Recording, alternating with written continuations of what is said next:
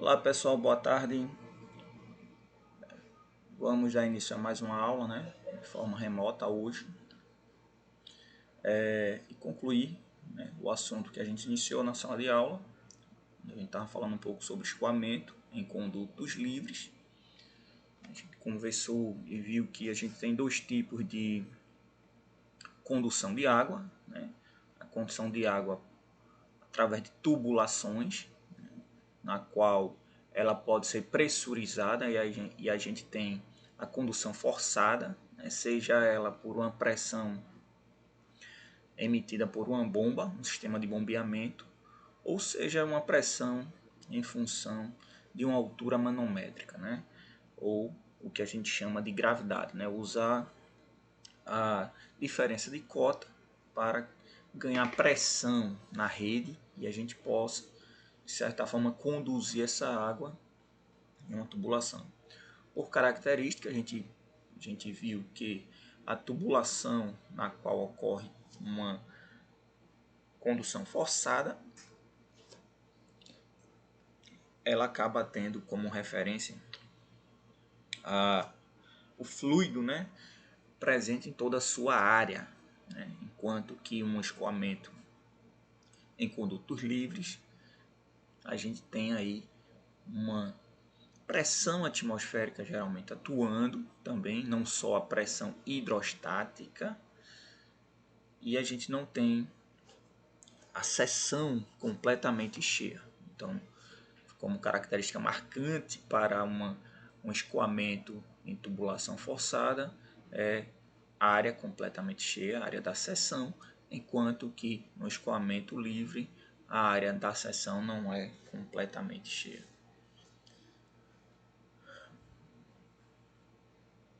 Bom, a gente já viu essa parte de início textual, então vou passar só rapidamente, então só para ficar o registro. A gente abordou um pouquinho dos objetivos e estudando as características fundamentais do escoamento livre, que pode ser em seção regular ou seção natural, canais artificial, geralmente num formato retangular ou trapezoidal, enquanto que o escoamento em condutos circulares é muito utilizado para esgoto, e drenagem pluvial. Então a gente vai ter essas concepções de canais, na qual a gente tem o escoamento livre, e aí a gente tem uma condição aqui natural que seria os riachos, as macrodrenagens naturais, os rios, enquanto que em um cenário artificial a gente tem os próprios canais construídos. A gente deu o exemplo, canais de condução de água para irrigação, canais de condução de água de grande volume para fim de abastecimento, também suporte, como é o canal da transposição do Rio São Francisco. As características dos condutos livres, então, só para dar um reforço, canais naturais, artificiais. Esses canais, independente de ser natural ou artificial, ele vai apresentar alguns parâmetros, Esses parâmetros são os parâmetros hidráulicos, e aí a gente vai ter informações técnicas de profundidade, desse canal, largura do canal, declividade, são parâmetros que influenciam no escoamento. E também esse escoamento ele pode variar de acordo com o tipo de material que vai ser empregado. No canal natural a gente vai ter geralmente uma vegetação, vai ter um solo ali presente no fundo do canal e a vegetação nas laterais. Enquanto no canal artificial geralmente é constante, o material ao longo do percurso, toda a sua extensão. E aí a gente tem as rugosidades médias, que vai depender do tipo de material, se é um concreto, se é um canal revestido por manta, se é um canal vegetado, se é um canal de solo compactado.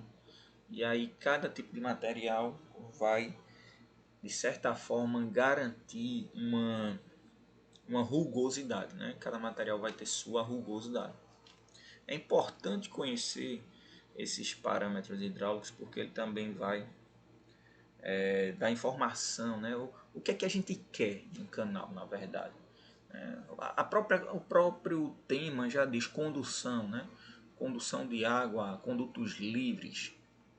Então, a condução de água de um ponto a outro, né? Tomando por base a transposição do Rio São Francisco, a gente tem um rio que é o principal rio do Nordeste, na qual um percentual da sua vazão ela está sendo retirada e conduzida, né, até áreas que apresentam centros urbanos que passam por dificuldade ou por carência ou por escassez de água para fins de abastecimento público. Então, a própria transposição ela é uma condução de água de um ponto a outro que tem como finalidade principal o suporte ao abastecimento público. Então, é uma obra de uma envergadura e de uma representatividade, né, na região Nordeste, que hoje é uma das principais obras de infraestrutura hídrica, e é conduzida por um canal, né, por um canal prismático, tipo trapezoidal, né, onde seu revestimento é de concreto, né. Então a gente viu, né, ou parou aí nessa questão dos parâmetros, né, geométricos. Então a gente vai ter um canal com a geometria bem definida quando ele é artificial, ou a gente vai ter um canal com uma geometria que é irregular, que seria um canal natural. E aí, nas seções, né, que a gente chama de parâmetros hidráulicos ou informações técnicas desse canal, a gente vai ter uma seção ou área molhada, que é a seção transversal perpendicular à direção do escoamento, que é ocupada pelo fluido, né, ou líquido. Então aqui a gente vê um azinho, então essa área seria a área molhada, é a área que eu tenho presença da água, né? Perímetro molhado, então o comprimento da linha que contorna, né, o fluido em contato com, né, o canal. Largura superficial, largura da superfície líquida em contato com a atmosfera. Então eu tenho aqui esse espelho, essa largura aqui de água. Profundidade, né, é a distância entre a cota, né, do fluido até o fundo do canal.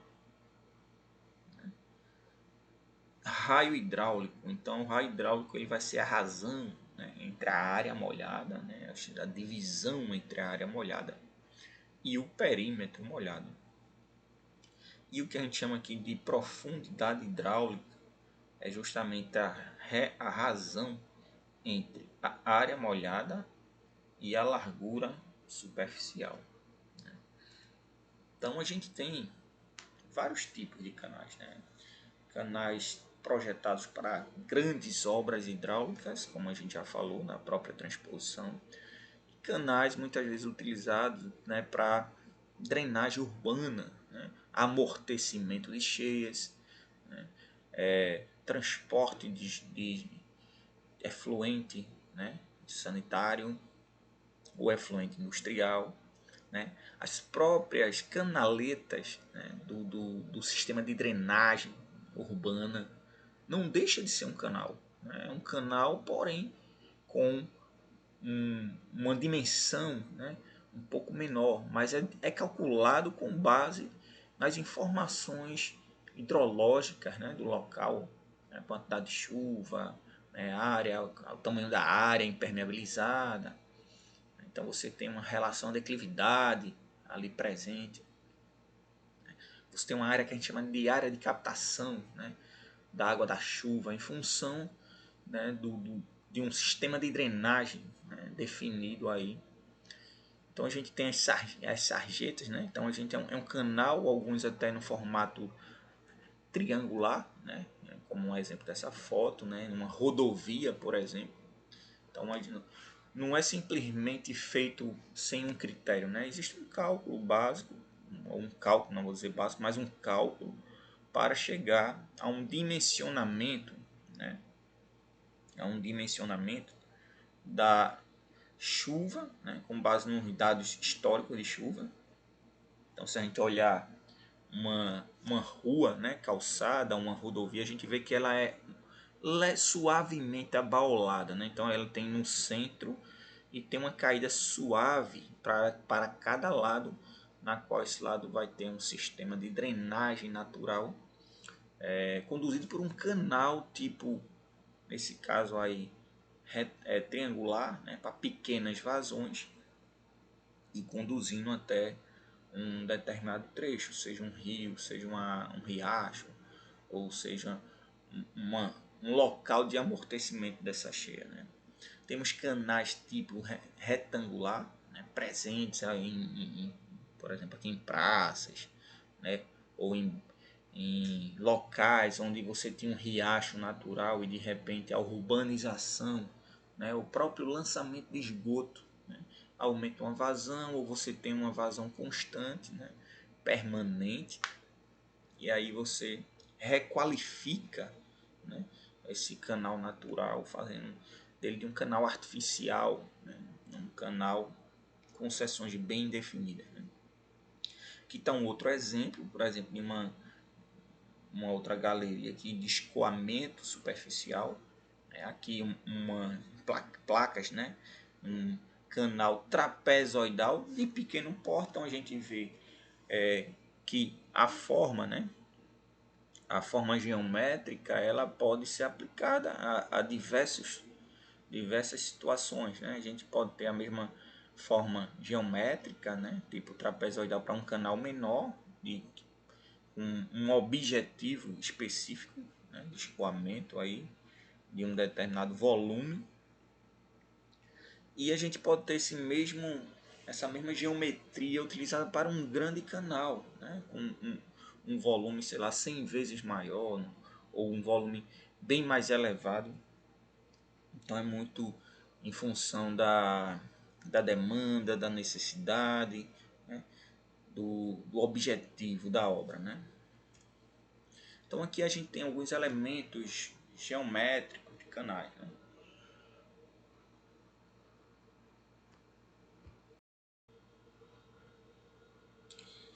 Então, aí nesses elementos geográficos dos canais, a gente tem justamente os principais tipos de seções. Né? Temos seções retangular, né?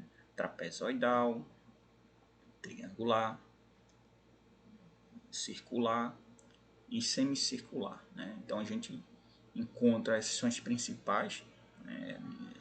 As mais usuais, as mais utilizadas, e a gente tem justamente os parâmetros hidráulicos, né? Que é a área, o perímetro, o raio hidráulico e a largura aí do topo, vamos dizer assim, né? Que seria a largura da área do fluido na base. Né? Logo, a gente tem seções retangulares, trapezoidais, estão aí mais comuns em canais abertos. Uma foto do canal da transposição, por exemplo.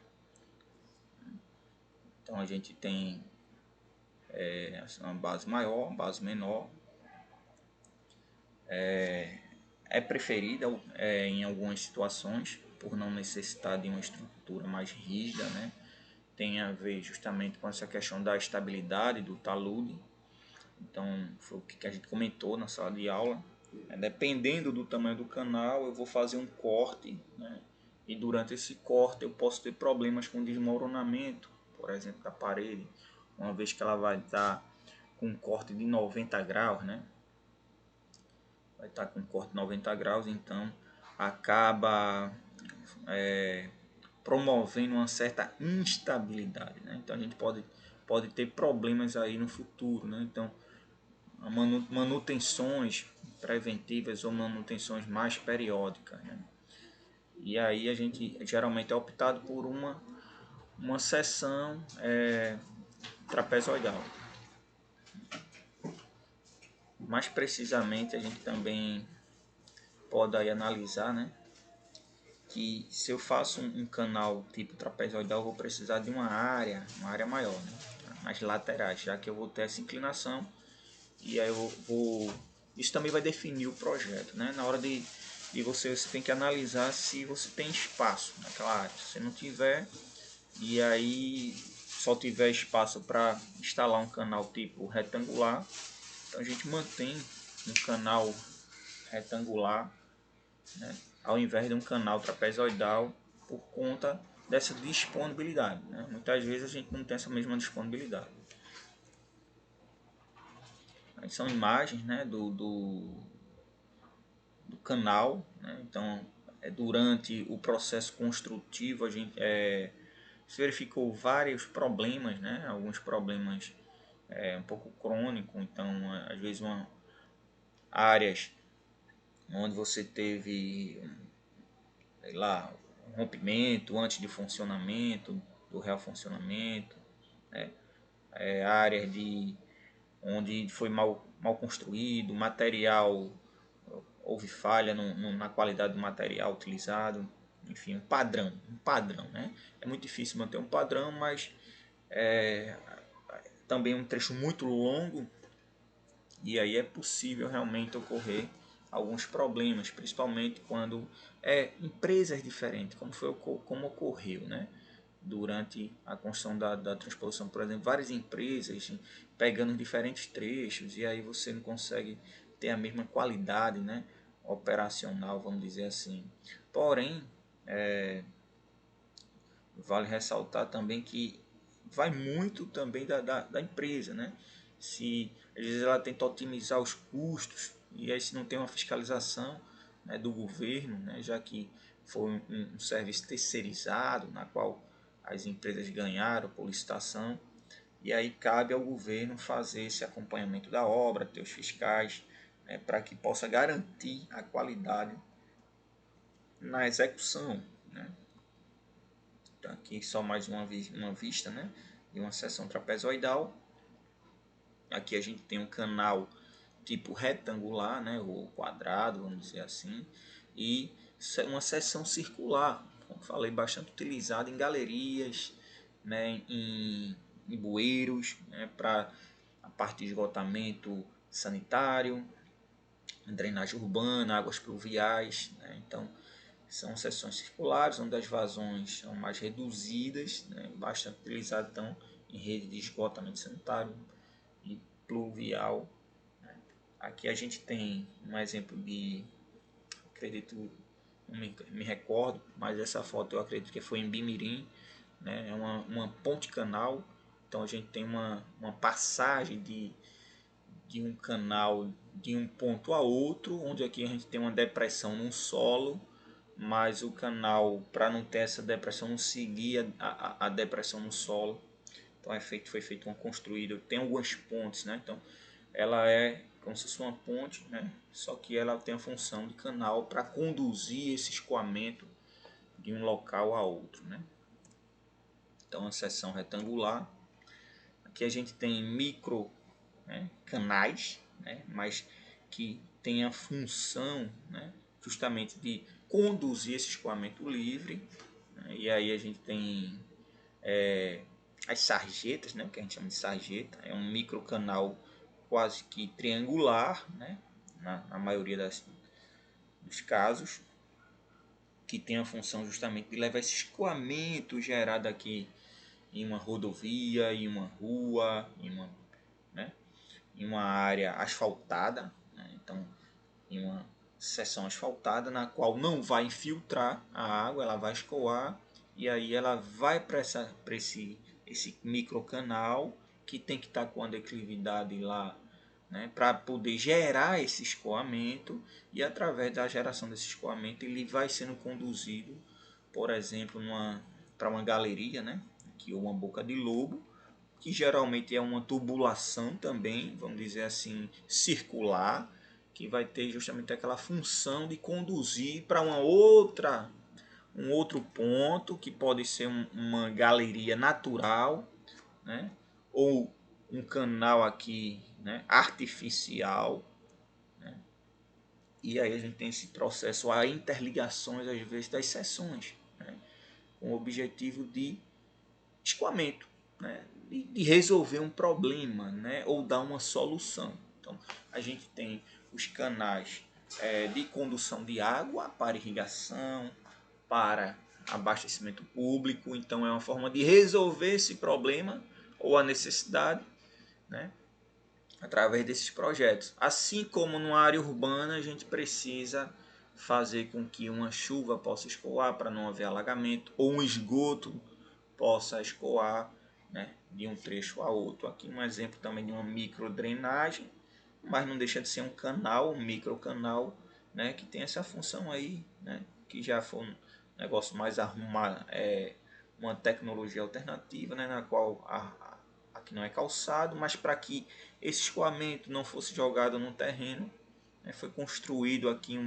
um mini canalzinho, né, direcionando esse fluxo, né, para uma outra localidade. Então aqui são seções triangulares, né, canais de pequenas dimensões, geralmente utilizadas aí em sarjetas, né, e rodovias e áreas urbanas.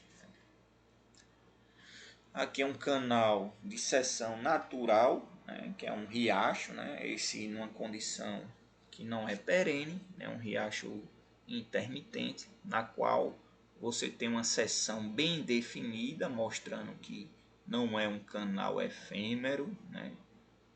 Isso a gente viu um pouquinho em hidrologia, onde o canal efêmero,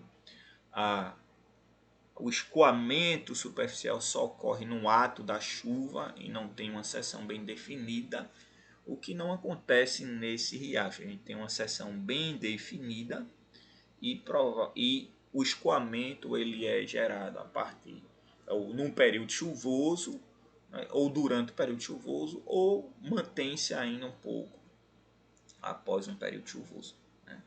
Então aí a gente tem um exemplo, né, ele seco aqui, né, e ele, vamos dizer assim, num período chuvoso, né, gerando esse escoamento, na qual todos os canais aqui que eu estou falando, ou que está sendo mostrado, no final a finalidade ou passa, né, por ele um volume de água, né, por um determinado tempo, que seria a vazão, né, um volume de água, né, pela área de captação, área da seção. Então, a velocidade, na verdade, né, eu tenho uma velocidade da água passando em um determinado trecho aí, e aí eu encontro a minha vazão, né? O objetivo é conduzir um volume, uma vazão, né? E aí a gente tem, para determinar essa questão da área, né, de um canal que não é regular, né, a gente pode supor que existe um conjunto de trapézios ou triângulos, né, ou retângulos pequenos, né, o suficiente para quê? Para considerar como canais onde a largura é muito maior do que a profundidade. Então, para eu encontrar a área de uma seção irregular, eu tenho que, então, ó, se eu passar uma reta aqui, eu vou ter um retângulo, aqui eu vou ter outro retângulo, aqui eu vou ter outro retângulo, aqui eu vou ter outro retângulo, aqui eu vou ter um conjunto de triângulos, né? Então, dá para encontrar através de seções retangulares largas, né? E a gente teria um somatório dessas áreas retangulares, somatório das áreas triangulares, e aí a gente encontraria a área dessa seção, né, pelo somatório do conjunto, né, de trapézios, triângulos ou retângulos, né. Então, lembrando que na construção de um canal é essencial e obrigatório, né, por norma, que a gente chama de borda livre ou folga. A gente tem que deixar uma folga para que o quê? A gente reduza o risco de inundação, né, desse canal. Uma vez dimensionado, para transportar uma vazão específica, ele nem sempre vai transportar aquela vazão máxima, né? Ele vai ser dimensionado para uma vazão máxima, mas não quer dizer que ele vá, de certa forma, conduzir essa vazão. É necessário que, e se ele for conduzir essa vazão máxima, é necessário ter essa folga para evitar alguns riscos, né? Então a folga é em média maior ou igual a 20 centímetros, né? Ou 0,2, né, vezes H, né? Então é 20% aí do H, né? Aí fica a critério do projetista, mas em torno de 20 centímetros é o indicado para a borda livre ou folga. Bom, a gente aí tem, né, declividades também recomendadas para taludes, né, de canais. Então a gente tem, vai depender do material, né? A gente pode encontrar na hora de escavar, né? A gente pode encontrar rochas em boas condições, argilas bem compactada, né? Um solo que siltoso, né? Onde tem o limo aí puxando para argiloso, ou um solo siltoso arenoso, ou um solo mais arenoso, né? Então justamente se a gente tem um solo mais arenoso ou areia solta, como a tabela está dizendo, a gente tem então a probabilidade de que esse talude, né, essa declividade no solo, ela possa promover desmoronamento. Então, quanto mais o solo for arenoso, a tendência é que a gente tenha uma inclinação um pouquinho maior, né, para garantir a que a gente chama de estabilidade, né, para que não haja, vamos dizer assim, um rompimento ou um desabamento, né, desse talude. Então, em solos, né, por exemplo, argiloso, a gente pode, vai pela canais pouco profundos, né, aí menor que 1 metro, e para canais maior que 1 metro, né? Então seria aqui a gente tem o talude de 1 para M. Quem é M? M é justamente esses valores, né? Se for canal pouco profundo, assim menor que 1 metro, então eu posso, ó, deixar ele quase que ou retangular, né? Em argiloso eu posso deixar 0,5, né? Se for silt argiloso 1 para 1, se for um siltoso arenoso 1 para 1,5, né? E se for mais arenoso 1 para 2, enquanto que se for para canais mais profundos eu tenho essa condição, onde, por exemplo, no solo arenoso o M, ou a inclinação, né, um valor para dar inclinação, pode chegar a 3. Então teria um canal de 1 para 3. Né? Então a gente vai entender um pouquinho mais na frente, na hora da aplicação. Né? Mas é como se fosse aqui essa distância, né? Essa distância aqui que vai ser o M da situação. Quanto maior esse M, maior é a declividade, né? Ou seja, ela fica mais suave, né? Eu vou suavizando essa declividade. Quanto menor o M, mais, né, maior a inclinação aqui. Então a gente já falou um pouquinho sobre isso, sobre os escoamentos, né? Então no próprio canal a gente pode ter essa mudança, né, de escoamento que vai depender muito da velocidade implementada, né? Em função de quê? Da declividade do terreno, né? Do dimensionamento que a gente quer. Se a gente quer aumentar a velocidade, então eu posso, em determinado momento, ter uma mudança nesse regime de escoamento. A gente já falou sobre isso em outras aulas. Então a velocidade ela não se altera ao longo do tempo. Quando eu tenho um movimento uniforme, né, em uma grandeza e direção em qualquer ponto, características hidráulicas em cada seção independe do tempo, onde essas características podem, no entanto, variar na seção de uma seção para outra, ao longo do canal. E aí, se eu considerar um trecho do canal, para que o movimento seja permanente nesse trecho, é necessário que a quantidade do fluido, né, o líquido, que entra e que sai mantenha-se constante. Então a gente já viu, né, essa questão do cálculo da vazão, onde a gente utiliza a área da seção molhada vezes a velocidade do escoamento. Né? Então, em condições normais, ocorre nos canais aí um movimento uniforme, ou seja, a velocidade média da água ela é constante ao longo do canal. E aí a gente usa essa equação, a equação da continuidade, ou a gente diz que Q1 ou que a área, a Q1 é igual a Q2, né? Ou a área em 1 igual a velocidade em 1 vezes a velocidade em 1 é igual a área em 2 vezes a velocidade 2.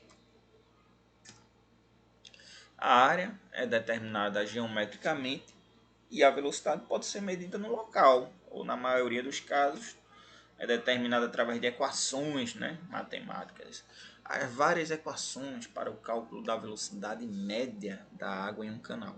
A mais conhecida e usada é a de Chesney, Strickland e Manning. Então, são as equações mais utilizadas. Né? As equações, por exemplo, de Strickland e Manning podem ser escritas da seguinte forma. Né? Quem é velocidade?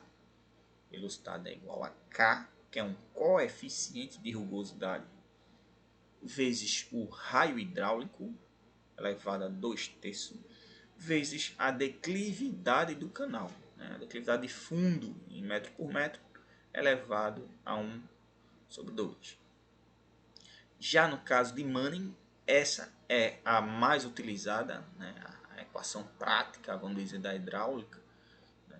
A gente pode calcular a velocidade igual a 1/n, que n é o coeficiente de rugosidade de Manning, tabelado. Então, esses coeficientes são tabelados, a gente encontra numa tabela. E aí a gente tem também vezes o raio hidráulico e vezes a declividade de fundo. A equação é muito parecida, o que muda, na verdade, é o coeficiente de rugosidade de cada um. Aqui, por exemplo, o coeficiente de rugosidade, né, para a equação de Strickland, né, quando o canal é de concreto, ou é tubo de concreto, ou é asfalto, ou tijolo, argamassa de cascalho ou brita, pedras assimétricas, canal aberto em rocha, canal de terra, canal gramado. Então a gente tem aí os tipos de canais. Né? No escoamento permanente e uniforme, a equação de Manning, né, ela é para achar a velocidade, a gente tem que é igual a 1/n vezes o raio hidráulico vezes I. E no caso, se quiser achar a vazão, né, é justamente essa expressão que eu estou colocando aqui. Que é vazão? Velocidade vezes área. Então é essa expressão toda vezes a área. Né? Tá aqui, ó. Eu iria estar a área aqui na frente vezes essa expressão. Então eu posso encontrar a primeira velocidade e depois, para encontrar a vazão, multiplico pela área, a área da seção, né? A área do canal. Onde aqui a velocidade é a velocidade média na seção transversal, que é a vazão num conduto livre, né?